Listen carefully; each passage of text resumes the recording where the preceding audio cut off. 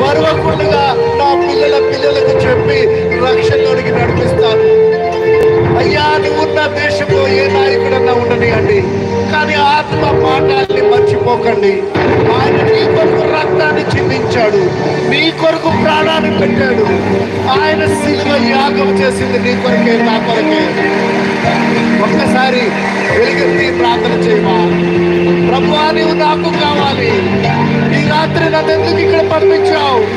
ఈ రాత్రి ఈ వాక్యం ఎందుకు వినిపించావు?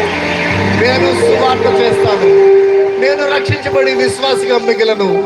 నేను ఒక శిష్యుడిగా నీ పనిలో పాల్గొంటాను. ప్రార్థన చేస్తావా? ప్రార్థన చేస్తావా? ఆయన నిన్ను అడుగుతున్నాడు, సహోదరి సహోదరుడా.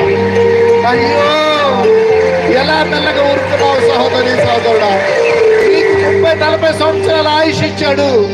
ఒక్క ఆత్మను కూడా నడిపించకుండా ఉంటే రేపు నిన్ను అడుగుతాడు.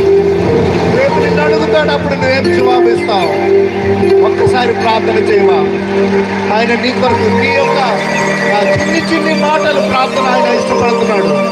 ఒక్కసారి ప్రార్థన చేస్తావా? ప్రార్థన చేస్తావా? మీ బాయి గారు ప్రార్థన చేస్తారు.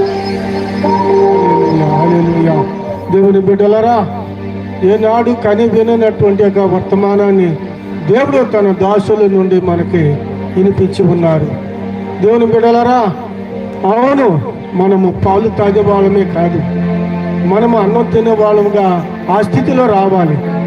చక్కని వర్తమానము యేసు ప్రభు తన దాసుల్ని మన కోసం ఏర్పాటు చేశాడు. ఈరోజు ఎంతో 500 కిలోమీటర్ల దూరం నుండి తన దాసుల్ని దేవుడు తీసుకొచ్చాడు. దేవుని బిడ్డలారా, చక్కని మాటలు మనము విశ్వాసులుగా కాదు శిష్యులుగా మారుదాము.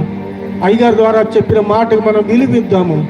మరలా దేవుని చిత్తమైతే వచ్చే సంవత్సరానికి మనం మరి ఇంతగా మనము మన యొక్క సాక్ష్యం చెప్పుకుందాము. హల్లెలూయా, హల్లెలూయా. ప్రేమగల మా తండ్రి, కృపగల మా ప్రభానికి స్తోత్రం చెల్లిస్తున్నాను. నాయనా మీ దాసుల నుండి నాయన మాకు ఇచ్చిన దైవజనులు నాయన మా అయ్యగారిని ద్వారా మా ప్రాంతాన్ని, మాకు సంఘాన్ని మమ్మల్ని ప్రేమించి తీసుకొచ్చి చక్కని మాటలతో మమ్మల్ని బలపరిచావు తండ్రి. మీరు బలపరిచిన మాటలు మేము మర్చిపోలేము నాయన తండ్రి. ప్రభు, మర్చిపోయే తరం వస్తుంది కానీ మేము మర్చిపోము నాయన తండ్రి. రాబోయే తరానికి మేము సాక్షులై ఉంటాము నాయన తండ్రి. ప్రభు, ఈ వర్తమానం ద్వారా బలపడ్డాము మా ప్రభు. మీ దాసులు ఇంకా ఎత్తుపట్టండి. అనేక దేశాలు, ఇతర దేశాలు, అనేక రాష్ట్రాల్లో ప్రభు బలముగా వాడుకుంటున్నారు నాయన. మీ కొరకే సిద్ధపడిన నీ కుమారుడు ప్రభా బలపరుచు నాయన తండ్రి. దీవించమని ప్రభా ప్రార్థించాల్సి మిగతా కార్యక్రమాన్ని కూడా ఆశీర్వాదకరంగా జరిపించి మహిమ తెచ్చుకున్నాం. యేసు ప్రభు నామంలో వేడుకొని ప్రార్థిస్తున్నాం పరమ తండ్రి. ఆమేన్. దయచేసి అలాగే కూర్చొని ఉండండి.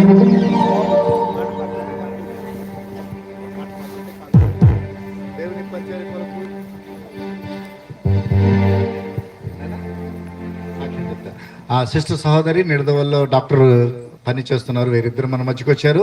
వారు సాక్ష్యం పంచుకుంటారు. ఈ లోపల కానుకలు పట్టండి. ముఖ్యంగా నేను జ్ఞాపకం చేస్తున్నాను, ఈ సువార్త పని మీ మీద పెడుతున్నాడు దేవుడు. అట్లీస్ట్ కానుకలతో అయినా సువార్తలో పాలిభాగస్తులు కండి. నేను నిన్న స్టీఫెన్ పాల్ గారి వార్త విన్నాను. ఎందుకు కానుకలు పడుతున్నాం? ఆయన ఇల్లు కట్టుకోవటకో, ఆయన పందిరేసుకోవటకో కాదండి. ఇలాంటి సువార్త మరి చోట పెట్టడానికి అయ్యే ఖర్చు మీ మీద పెడుతున్నాడు. అంతేకాని ఆయన తినటానికి ఉండటానికి కాదు. మీరు దాతృత్వంతో, ఓపెన్ హార్ట్తో కానుకలు ఇవ్వండి. కానుకలు ఇవ్వటంలో చాలా రహస్యం ఉంది, చాలా రహస్యం ఉంది. మీకు తెలియదు. నేను మీకు విన్నపిస్తున్నాను, నేను అడుక్కుంటున్నాను మిమ్మల్ని. కానుకలు ఇవ్వటంలో చాలా ఆశీర్వాదాలు ఉన్నాయి. అవి మర్చిపోకండి. మీ గుప్పులు విప్పి కానుకలు ఇవ్వండి. దేవుని చిత్తమైతే నెక్స్ట్ కూడికలో మరి కొన్ని ఖర్చులతో కూడిన ఆ కూడికలు జరిపించడానికి ఆ కానుకలు వాడబడతాయి. సాక్ష్యం చెప్తారు అమ్మగారు. కానుకలు పట్టండి. పాట అవకాశం టైం దొరికితే పాట కూడా పాడొచ్చు. ప్రైజ్ లార్డ్ అండి. అందరికీ వందనాలు.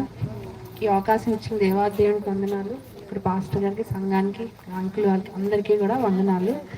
నేను ఒక అన్ని కుటుంబం నుంచి రక్షింపబడ్డాను, మీకు సాక్ష్యం చెప్పాను. అయితే నాకు అంకుల్ ఆంటీ ఇట్లాగే సువార్త చెప్పారు. యేసుప్రభువారి రక్షణ ఎంత భయంకరమైన విగ్రహారాధన కుటుంబము.